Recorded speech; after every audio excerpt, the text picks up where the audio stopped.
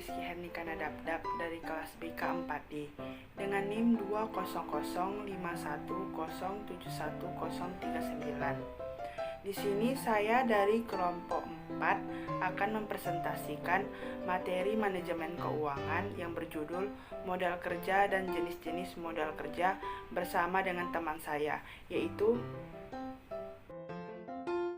Assalamualaikum warahmatullahi wabarakatuh. Salam sejahtera untuk kita semua. Shalom, Om Swastiastu, Namo Buddhaya, salam kebajikan. Halo, perkenalkan nama saya Sri Fatina Borusolin. Saya dari kelas 4D, Program Studi Perbankan dan Keuangan Politeknik Negeri Medan. modal kerja dan jenis-jenis modal kerja. Apa sih yang melatar belakangi adanya modal kerja di dalam suatu perusahaan? Jadi, dalam operasinya, perusahaan selalu membutuhkan dana harian, seperti untuk membeli bahan mentah, membayar gaji karyawan, membayar rekening listrik, membayar sewa kantor, ataupun lain-lain. Kemudian, dana tersebut akan dialokasikan yang nantinya diharapkan akan diterima kembali dari hasil penjualan produk yang dihasilkan dalam jangka waktu kurang dari setahun. Kemudian dana tersebut berputar selama perusahaan masih bergerak ataupun beroperasi. Dana yang dipergunakan untuk membiayai operasi perusahaan sehari-hari disebut dengan modal kerja atau working capital. Modal kerja sama dengan current asset. Modal kerja bersih atau net working capital sama dengan selisih antara current asset dan current liabilities yang menyediakan gambaran yang sangat berguna dalam menentukan kebijakan pembiayaan jangka pendek. Pengertian modal kerja. Manajemen modal kerja atau working capital management merupakan manajemen dari elemen-elemen aktiva lancar dan elemen hutang lancar. Pada umumnya, terdapat dua pengertian modal kerja, yaitu yang pertama, gross working capital, yang kedua, net working capital. Untuk gross working capital, yaitu modal kerja dalam pengertian ini mengacu pada konsep kuantitatif, yang berdasarkan pada kuantitas dari dana yang tertanam dalam unsur-unsur aktiva lancar. Modal kerja yang dimaksud dalam pengertian ini adalah keseluruhan dari jumlah aktiva lancar. Untuk net working capital, pengertian ini didasarkan pada konsep kualitatif, yaitu dikaitkan dengan besarnya jumlah hutang lancar atau hutang yang harus segera dibayar.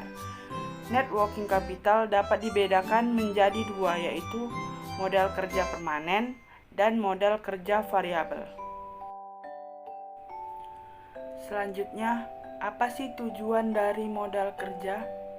Manajemen modal kerja juga memiliki beberapa tujuan yang diperlukan, yakni yang pertama, sebagai upaya untuk mengoptimalkan pengeluaran dalam suatu peningkatan penjualan dan keuntungan.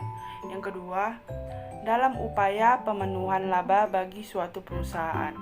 Yang ketiga, jikalau rasio keuangan menunjukkan tren yang positif, maka perusahaan tersebut dapat memperoleh investasi dana dari para kreditor. Yang keempat, karena adanya menghargai modal kerja, maka perusahaan akan membayar segala kebutuhan dengan waktu yang telah ditentukan. Yang kelima, sebagai perlindungan atau proteksi saat terjadinya krisis modal kerja. 3 konsep modal kerja. Yang pertama, konsep kuantitatif. Konsep ini mendasarkan pada kuantitas dari dana yang tertanam dalam unsur-unsur aktiva lancar, di mana aktiva ini merupakan aktiva yang sekali berputar kembali dalam bentuk semula atau aktiva di mana dana yang tertanam di modal bebas lagi dalam waktu yang pendek. Dengan demikian, modal kerja menurut konsep ini adalah keseluruhan dari jumlah aktiva lancar. Yang kedua, konsep kualitatif. Konsep kualitatif dikaitkan dengan besarnya jumlah utang lancar atau utang yang segera harus dibayar. Modal kerja menurut konsep ini adalah sebagian dari aktiva lancar yang benar-benar dapat digunakan untuk membiayai operasional perusahaan tanpa mengganggu likuiditasnya, yaitu yang merupakan kelebihan aktiva lancar di atas utang lancarnya. Modal kerja dalam pengertian ini sering disebut modal kerja neto atau net working capital. Yang ketiga, konsep fungsional. Konsep fungsional mendasarkan pada fungsi dana yang digunakan untuk memperoleh pendapatan. Setiap dana yang dialokasikan pada berbagai aktiva dimaksudkan untuk memperoleh pendapatan atau income, baik pendapatan saat ini maupun pendapatan masa yang akan datang.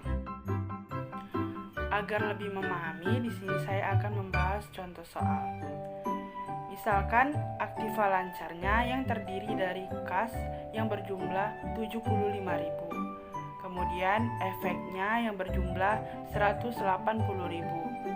Selanjutnya piutang dagang sejumlah 150.000 dan yang terakhir yaitu persediaan barang sejumlah 120.000.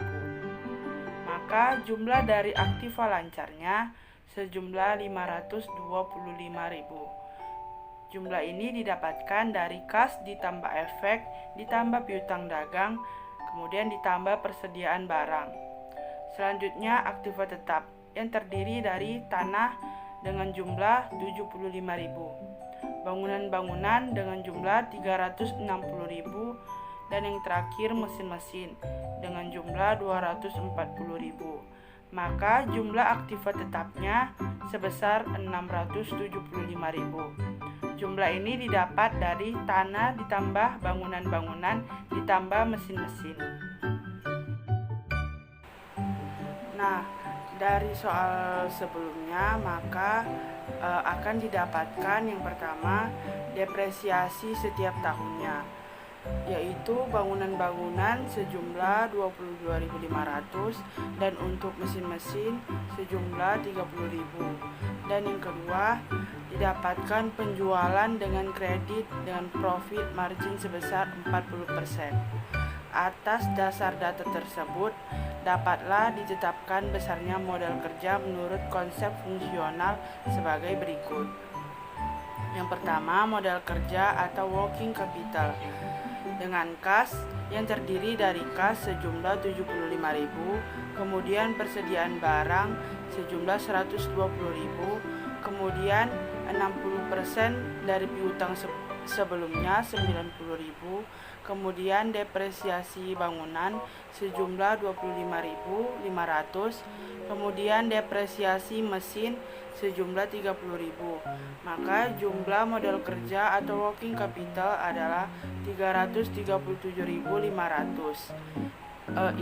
Jumlah ini didapatkan dari kas ditambah persediaan barang ditambah piutang ditambah depresiasi bangunan kemudian ditambah depresiasi mesin.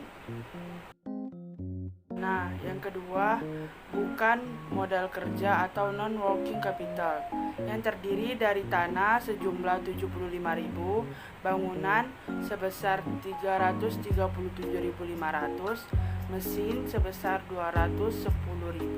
Maka jumlah bukan modal kerjanya yaitu sebesar 337.500, di mana jumlah ini didapat dari tanah ditambah bangunan ditambah mesin. Kemudian yang ketiga, modal kerja potensial atau potensial kapital yang terdiri dari keuntungan dalam piutang sebesar 40% dengan jumlah 60.000, kemudian efeknya sebesar 180.000.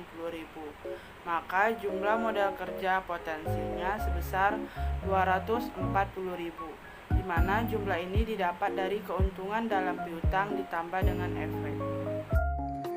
Baik, di sini saya akan melanjutkan presentasi hasil tugas kelompok manajemen keuangan kami. Untuk mempersingkat waktu, mari kita simak sama-sama. Let's get started. Yang perlu teman-teman ketahui bahwa terdapat dua jenis-jenis dalam modal kerja. Yang pertama adalah modal kerja permanen atau biasa disebut dengan permanent working capital, yaitu modal kerja yang harus tetap ada pada perusahaan untuk dapat menjalankan fungsinya, atau dengan kata lain modal kerja yang secara terus-menerus diperlukan untuk kelancaran usaha. Permanent working capital ini dapat dibedakan dalam dua jenis. Yang pertama adalah modal kerja primer atau primary working capital, yaitu modal kerja minimum yang harus ada pada perusahaan untuk menjalankan kuantitas usahanya. Dan yang kedua adalah modal kerja normal atau biasa disebut dengan normal working capital, yaitu jumlah modal kerja yang harus diperbaharui untuk menyelenggarakan luas produksi yang normal. Pengertian normal di sini adalah dalam artian yang dinamis. Dan jenis yang kedua adalah modal kerja variabel. Modal kerja variabel atau biasa disebut dengan variable working capital, yaitu modal kerja yang jumlahnya berubah-ubah sesuai dengan keadaan. Dan modal kerja ini dapat dibedakan menjadi tiga. Yang pertama adalah modal kerja musiman atau biasa disebut atau seasonal working capital, yaitu modal kerja yang jumlahnya berubah-ubah disebabkan karena fluktuasi musim. Dan yang kedua adalah modal kerja siklus atau cyclic working capital, yaitu modal kerja yang jumlahnya berubah-ubah disebabkan karena fluktuasi konjunktur. Dan yang ketiga adalah modal kerja darurat atau emergency working capital, yaitu modal kerja yang besar berubah-ubah karena adanya keadaan darurat yang tidak diketahui sebelumnya. Misalnya seperti adanya pemugaran buruh, banjir, perubahan keadaan ekonomi. Dan selanjutnya saya akan membahas tentang kebijakan modal kerja. Yang pertama adalah kebijakan konservatif, merupakan manajemen modal kerja yang harus dilakukan secara hati-hati. Pada kebijakan konservatif, MK permanen dan sebagian MK variabel dibelanjai dari sumber dana jangka panjang.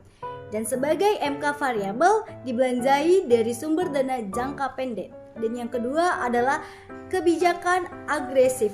Pada kebijakan ini sebagai MK permanen dibelanjai dengan sumber dana yang jangka panjang. Sedangkan MK permanen dan MK variabel dibelanjai dengan sumber jangka pendek. Dan yang ketiga adalah kebijakan moderat.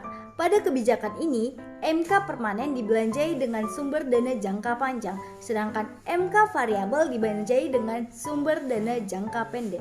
Teman-teman, dapat kita ketahui bahwa apa sajakah penentuan besarnya kebutuhan modal kerja. Besar kecilnya modal kerja tergantung dari dua faktor. Yang pertama adalah periode perputaran atau periode terikatnya modal kerja merupakan keseluruhan atau jumlah dari periode yang meliputi jangka waktu pemberian kredit, lamanya penyimpanan barang mentah di gudang, lamanya proses produksi, lamanya barang disimpan di gudang, jika waktu penerima piutang. Dan yang kedua adalah pengeluaran kas. Rata-rata setiap hari merupakan jumlah pengeluaran kas. Rata-rata setiap hari untuk keperluan bahan mentah, bahan pembuatan, pembayaran upah buruh, dan lain-lain. Dan yang kedua adalah metode perputaran modal kerja, ditentukan oleh A. Perputaran dari komponen-komponen modal kerja, yaitu perputaran kas, perputaran piutang, dan perputaran persediaan. Dan yang B. Perputaran kas merupakan perputaran kas menjadi kas kembali.